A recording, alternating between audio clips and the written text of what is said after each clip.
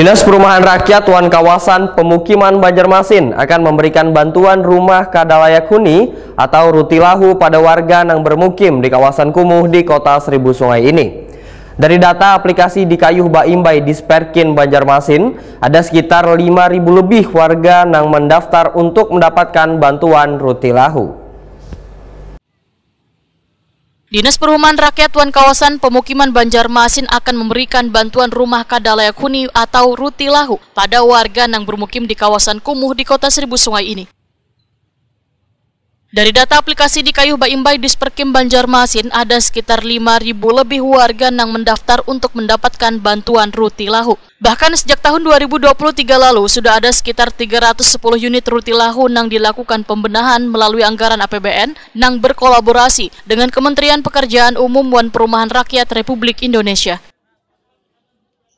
Kepala Disperkim Banjarmasin, Chandra Iriandi Wijaya, Wetakoni Prima TV, Baisukan Selasa 15 Oktober 2024 memedahkan Disperkim Banjarmasin kembali menyasar 460 unit rutilahu di kawasan pemukiman Kelayan Banjarmasin Selatan di tahun 2024. Masing-masing rumah nantinya akan mendapatkan bantuan sebesar 20 juta rupiah.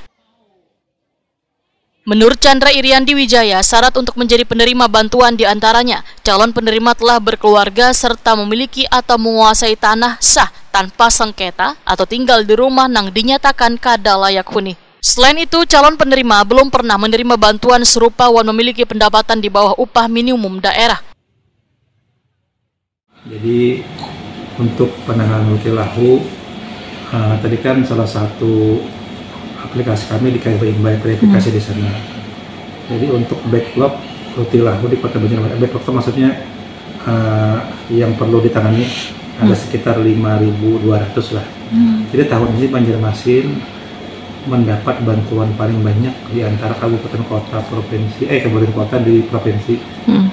Tadi info yang kami dapat, pertama kan kita dapat 50, kedua dapat tambahan lagi untuk rutilahu ini 235. Terakhir kami dapat info ada tambahan lagi untuk rutilahu di Kota Banjarmasin penanganannya jadi 175. Jadi totalnya ada 460 unit masyarakat di kawasan kumuh yang saat ini akan mendapat bantuan untuk penanganan rutilahu.